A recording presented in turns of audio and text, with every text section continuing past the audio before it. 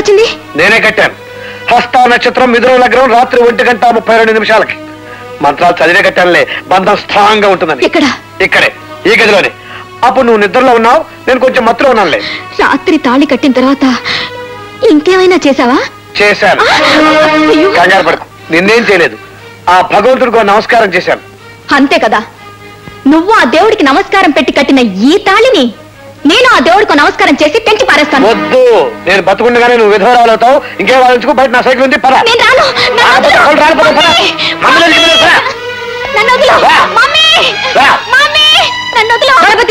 మర్యాదగా నా కూతురు చేయి వదులు.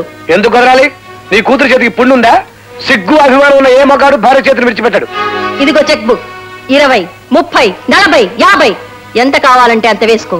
ఆ డబ్బు తీసుకుని రేఖ జీవితంలో నుంచి వెళ్ళిపో. మిస్సెస్ రాజలక్ష్మి శివరాం ప్రసాద్ గారు, మీకు 100 కోట్ల నమస్కారాలు. మీ కూతురికి మీరు 50,000 విలువ కట్టారు. కానీ రేఖ నా భార్య. నా భార్య నేను నమ్ముకోలేను. నా ఇంటి వెలుపుకు నేను విలువ కట్టలేను. షటప్! నాటకాలు ఆడకు. మర్యాదగా ఇక్కడి నుంచి వెళ్ళిపో. నేను వెళ్ళను. అత్తగారు, నేను కూడా దీనికి జవాబు చెప్పగలను. కానీ నా దృష్టిలో తల్లికి అత్తకి తేడా లేదు. నేను తల్లి మీద చేయి చేసుకోను.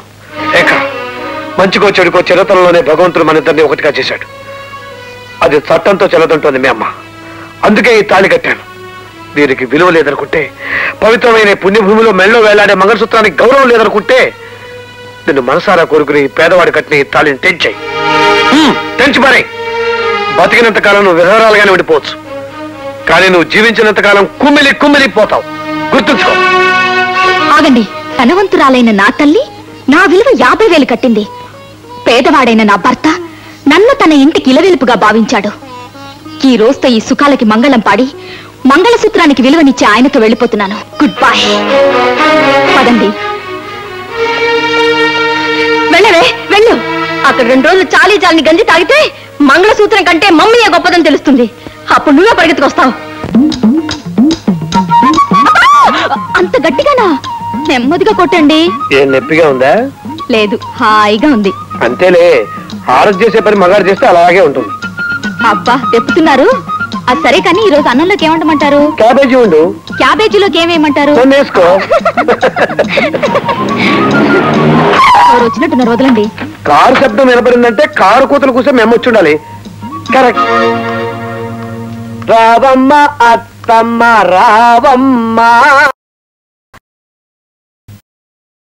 ఏంటండి మీ అమ్మాయికి నూనె పెడుతున్నాను, మీకు కూడా పెట్టమంటారా?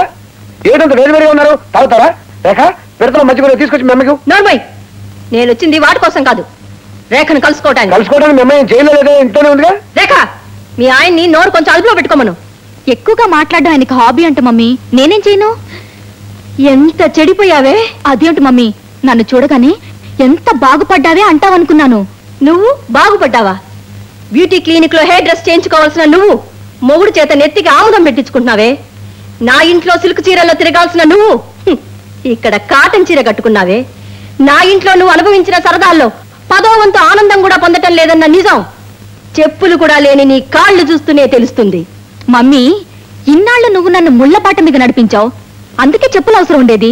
మా ఆయన నన్ను పూల బాట మీద నడిపిస్తున్నారు, ఇప్పుడు నాకు చెప్పులు అవసరం లేదు. నీ కర్మ అనుభవించు. చిచి, నువ్వెదురొచ్చావా? ఏమే మొగుడు ఉండి కూడా ఒంటరిగా రోడ్లంటే షికార్లు కొట్టే నీకన్నా మొగుడు చచ్చిన నేనే నయమే. చిచి పాపా. వాట్ పార్ట్నర్, జైల్లో కూడా పేకాట మానలేదా? ఆడదాని ఒంటి మీద కోక, ఈ కోదండ పండు చేతిలో పేక అందమయ్యా. అయినా జైల్లో జీడీల పందాలు బీడీల పందాలు ఆడలేక సత్తనాను. నువ్వు కూడా లోపలికి వచ్చారు, డబ్బులు పంది వేసుకున్నావు. నేను వచ్చింది అందుకు కాదు, ఒక్కసారి అటు చూడు. జేబీ గారు మీరు? ఎస్, పెళ్లి కాని పిచ్చి కోదండపాణి. నీకు ఆనాడే చెప్పాను, ఏనాటికైనా నీకు నేనే గతి అని. నిన్ను విడిపించడానికి వచ్చాను. నన్నా ఎట్లా విడిపించారండి?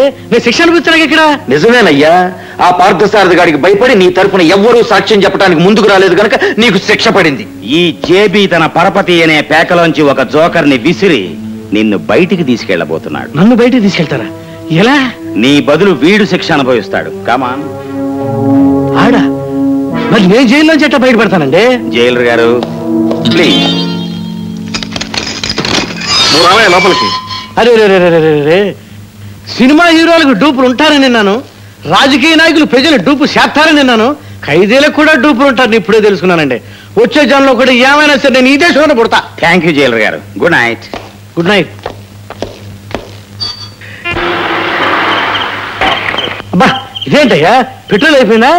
కోదండపాణి, దొంగను చూడగానే పోలీస్ కుక్క మురుగుతుంది, శత్రువుని చూడగానే నా కారు దానంతట అదే ఆగిపోతుంది. Look back. ఆడు పార్సారిగా చెంచే కదండి. ఎస్, మనం ఏకమైపోయామని పసిగట్టి ఫాలో అవుతున్నాడు డర్టీ రాస్కెల్. దాసో చెప్పు, నీ బాసు డబ్బు నగలు ఎక్కడ దాస్తాడో చెప్పు. చెప్పు. నాకు తెలియదు. చెప్పరా. చెబుతాను, మేడ మీద దక్షిణ వైపు గదిలో. That's good. నీ బాస్ తో మాట్లాడు. ఆపదలో ఉన్నాన్ని, ఇక్కడున్నాన్ని చెప్పు. కమాన్.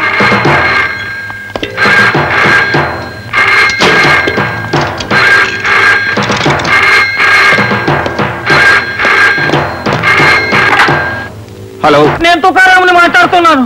అర్థమైంది తుకారాం, నువ్వు వాళ్ళ చేతుల్లో ఇరుక్కున్నావు. ఎక్కడున్నావు గుర్తులు చెప్పు, నేను వచ్చేస్తాను. కొత్తపేట దగ్గర రైలు పట్టాల పక్కన ఉన్న బంగళా. That's fine.